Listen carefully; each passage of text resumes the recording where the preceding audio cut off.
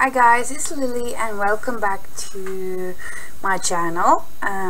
Before I start here, I'm gonna say welcome to the new subscribers I got. I'm sorry that I can't say welcome to each and every one of you personally, because I have no idea how I'm gonna do that. I had to click off the option on my phone because my phone was going off in the middle of the night, keeping my husband awake. And there is like I can't find anything in YouTube where I can go in and get notification about when people have subbed to me.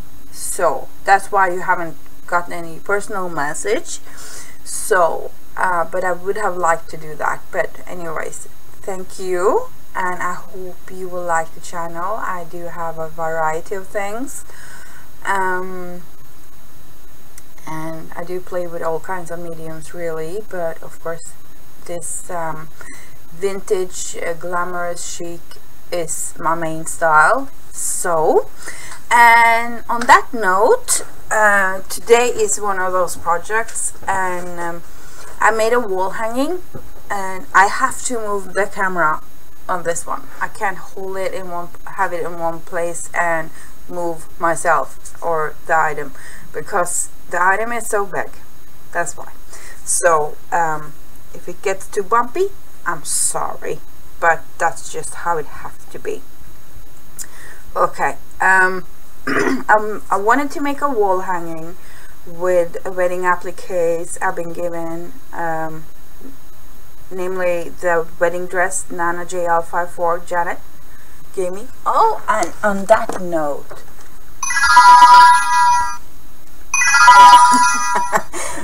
some of you know who that is. Okay. I wanted to use that, and I also wanted to use some stuff from Shabbalicious. Most of the time I don't even get to craft with the stuff I get into the store, because you all get it, grab it, you know. So I end up with like, say, 3 inches of lace or something. So now I actually went ahead and grabbed myself some lace, and so I could have a little bit fun with the stuff as well. So let's get started. And as you can see, there's pink going on here. Yes, pink. So there is the, see, it even hangs out of over the edge of the table here. And let's start at the top. Now I made just a plain piece of like a rectangle with the fabric, and it was just some thrift fabric I had, and then I layered that with different kinds of laces on the outside here. First, this khaki one that have like, I would rather say it's champagne color, because it's also have a little bit of shine to it. And then it's a layer of cotton mesh lace, and then comes the wedding appliques from the dress Janet gave me, and I absolutely love this color. It's like, oh, and it was a really old dress, you know, it's like on the border to antique really. And here is a lace from Shabbalicious that I wanted to use, and it's just so pretty. It's so pretty. And here in the middle, as you can see, it's kind of raised a little bit, and the reason is that it's made separately. So it is actually like a banner on top, right? So you can see I used this kind of fabric, which I had colored in with tea, so it's unevenly colored too. And I wanted that because, you know, it gives a little bit extra interest, even though I've added lace on top, lace fabric on top. You see there's a dark spot there, a little brighter here, darker here again, so that's kind of cool. So I added this on top, and then I edged the whole thing with this very gorgeous lace. And I would rather say this is antique, not vintage. So it's just amazingly gorgeous. So, and who gave me that, thank you, because I love it. So, and then I made, let's see, yes, the image here is printed on paper. Reason is I can't make the transfer technique going on with the inkjet. My final try will be to do ordinary copy paper with the helmet medium. I've tried all kinds of other papers, but it doesn't work, so I'm kind of frustrated, so I have to put it on paper. But I'm using matte paper, as you can see, and I distressed it with a slight flicker of Lindy's to make it even older. And then around here, this here and this here is the same piece, and it was from a tablecloth my great grandmother had made. Yep, pretty old, huh? And you know, oh, did you cut that up and so on? Yes, I have used it for several years on my tables, and it was squares with this crocheting, and in the middle it was this fabric here with embroidery rows on each square.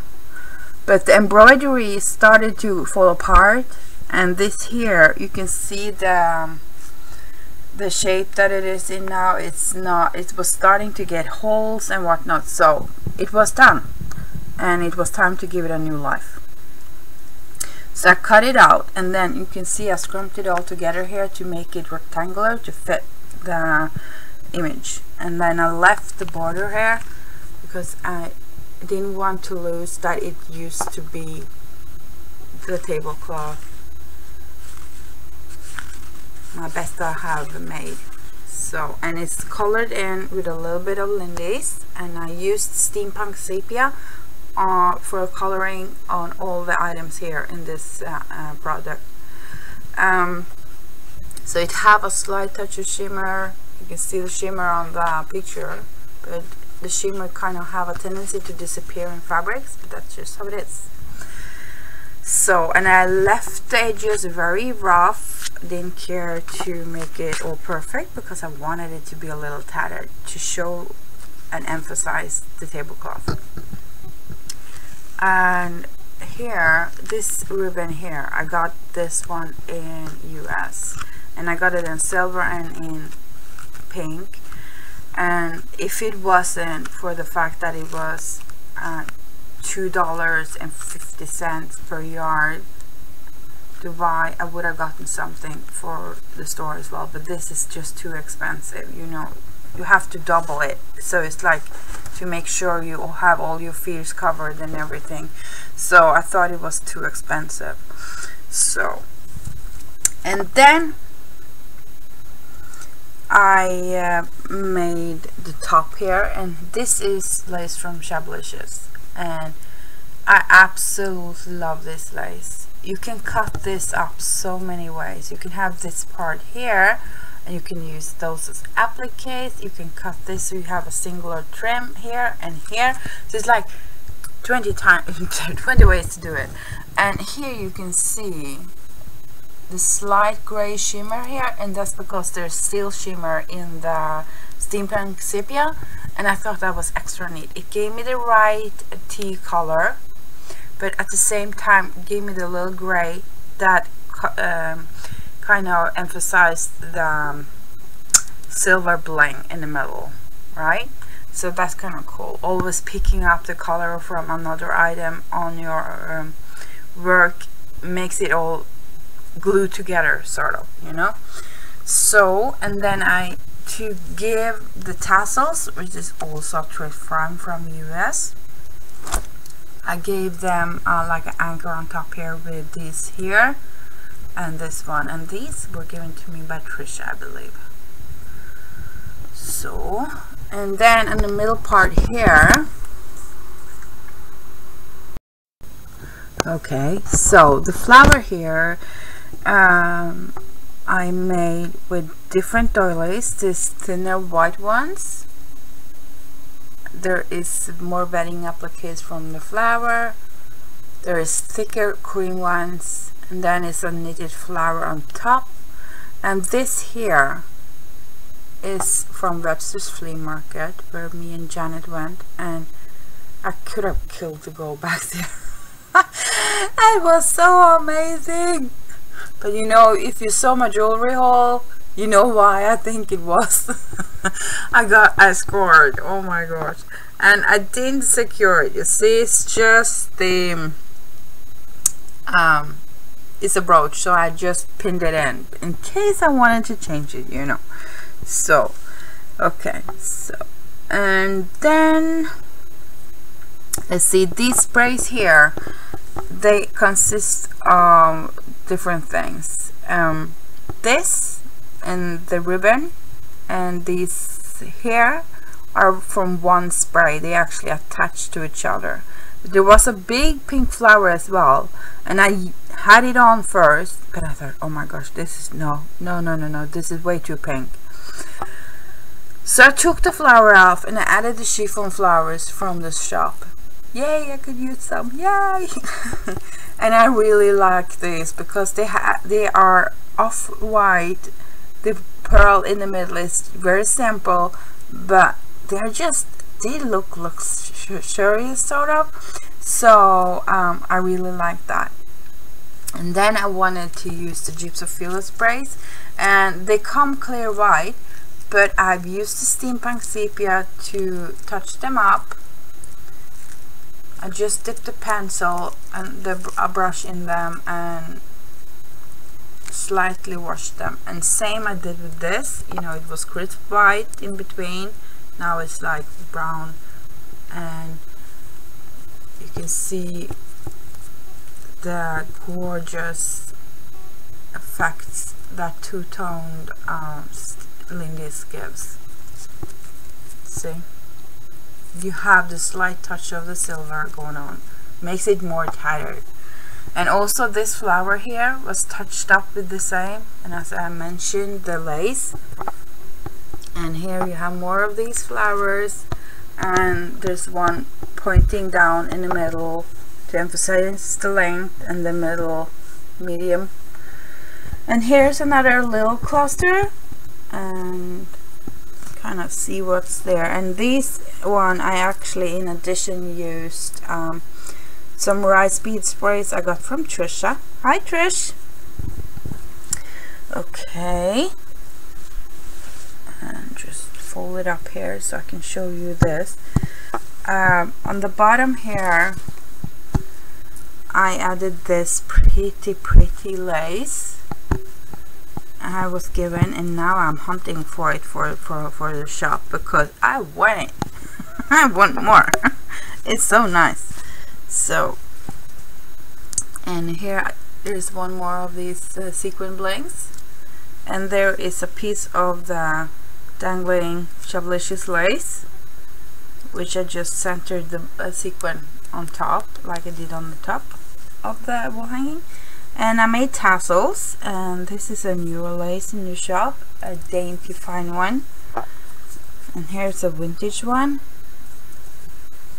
and an antique one, and the seam binding I colored in with, what did I use for pink?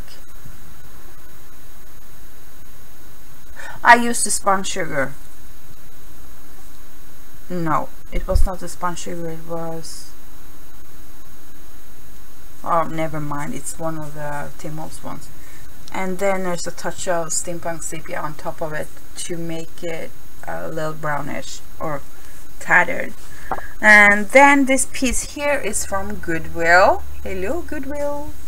And then this champagne one again to make this backdrop for this one darker, so yeah, I could emphasize the pattern, because this one would be too light, but I wanted it. So this one's stretchy, it's really soft, and oh, it's yummy. And then on the bottom here is a thrift find again with this tassels fringes running down. So that is the wall hanging. Let's see if I can grab it here.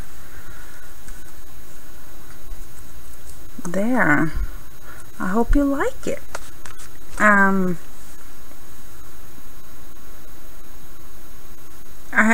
I like how it turned out, and it's a lot of pink to being me, but I have used more pink than I just don't like the pastely girly shabby chic pink thing, if you get my drift here. That's not so me,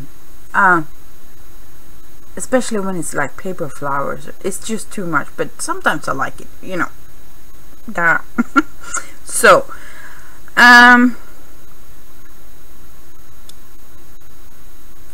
one more thing. I went to town after fixing all of this. Okay, these pearls, I hand sewed them on, all of them, absolutely every single one, because I wanted something that made it stand out, that it said this is not just slapped together, glued together. I wanted to make it something extra. And also on the top here you can see I put them in the middle of the trim, and that kind of ends it, you know. It gives it a good stop up here, defining it. So that's very good. So yeah, I think that's it for this. I really do like how it turned out, really do. Okay, I have to get cracking now. I have something to show you more, because one of my designers, she's having a giveaway, and that's Nadesta, and you can see her work here, and she deserves more subbies, guys. This is amazing. You don't see this kind of work so often, and just look at these details here. Seriously.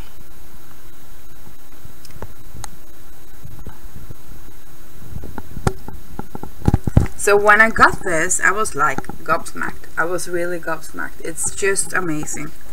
I see something new every single time I look at it. It's layer upon layers upon layers. And you recognize this button trim? That's Nadesta. She have a tutorial on it,